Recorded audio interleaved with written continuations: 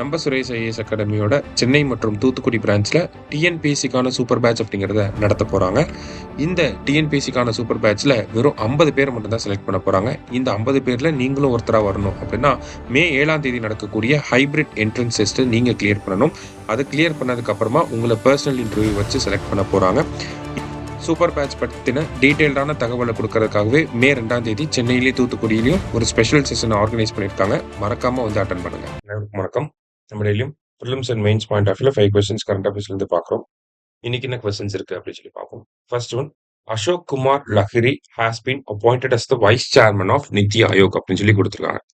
First statement correct தான். இவர் தான் வந்து நித்தி ஆயோகோட வைஸ் சேர்மன் அப்பாயிண்ட் பண்ணியிருக்காங்க. நித்தி ஆயோகோட சேர்மன் யாருன்னா பிரைம் மினிஸ்டர் தான் நித்தி ஆயோகோட சேர்மனா இருப்பார். சரியா? அது மட்டும் இல்லாம full time members Rajiv Gauba, K V Raju, Gobardhan Das, Abhay Karandikar, அடுத்தது எம் ஸ்ரீனிவாஸ் அப்படின்னு சொல்லி ஒரு 5 பேரை ஃபுல் டைம் மெம்பர்ஸாகவும் அப்பாயிண்ட் பண்ணியிருக்காங்க. ரெண்டுமே கரெக்ட் ஸ்டேட்மெண்ட் தான். போத் கரெக்ட் அப்படிங்கிறது கரெக்ட் ஆன்சர். அடுத்தது அசோக் குமார் லஹிரி அவரை பத்தி மட்டும் இங்க நம்ம பாக்குறோம். ஏன்னா இது ஒரு ஆர்கனைசேஷனை ஹெட் பத்தி நமக்கு கொஸ்டின் கேட்கலாம் வாய்ப்பு இருக்கு. இதுக்கு முன்னாடி கேட்டிருக்காங்க. சரியா? எலெக்ஷன் கமிஷனர் பத்தி எல்லாம் கேட்டிருக்காங்க. அவர் என்ன கேடர் ஐஏஎஸ் ஆஃபீஸர் அந்த மாதிரிலாம் கேட்டிருக்காங்க. அதனால இவரை பத்தி நம்ம பாக்குறோம். அசோக் குமார் லஹிரி வந்து பாத்தீங்கன்னா he served as chief economic advisor from 2002 to 2007. 2002 முதல் 2007 வரை தலைமை பொருளாதார ஆலோசகராக இருந்திருக்கிறார். ஃபர்ஸ்ட் ஸ்டேட்மெண்ட் கரெக்ட் தான். 15th ஃபினான்ஸ் கமிஷனோட ஒரு உறுப்பினராக இருந்திருக்கிறார். இதுவும் கரெக்ட் தான்.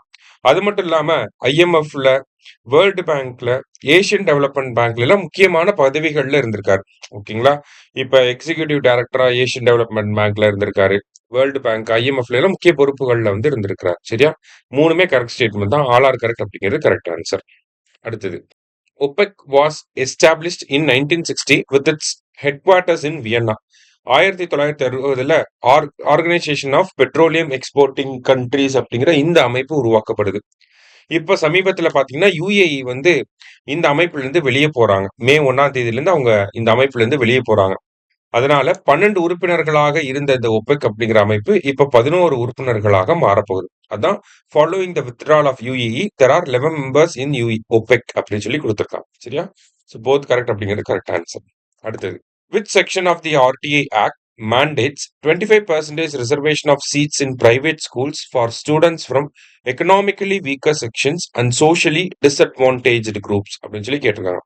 ஸோ ஆர்டிஐ சட்டம் 2009ஆம் ஆண்டு வந்திருக்கும். அந்த சட்டத்தின்படி பார்க்கறப்ப 25% இடங்களை வந்து பிரைவேட் ஸ்கூல்ஸ் வந்து பொருளாதாரத்துல பின்தங்கிய மாணவர்களுக்கு, சமூகத்துல விளிம்பு நிலையில் இருக்கக்கூடிய மாணவர்களுக்கு ஒதுக்கீடு செய்யணும். சரியா?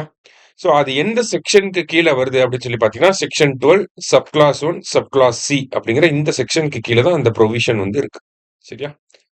லாஸ்டா டிசைனர் ரைஸ் அப்படிங்கிறத உருவாக்கியிருக்காங்க இந்தியாவை சேர்ந்த விஞ்ஞானிகள். அதை பத்தி நம்ம பார்க்க போறோம். It is developed by scientist at national institute for interdisciplinary science and technology in Thiruvananthapuram. So இந்த நிறுவனத்தில் இருக்கக்கூடிய ஆராய்ச்சியாளர்கள் தான் இதை உருவாக்கியிருக்காங்க.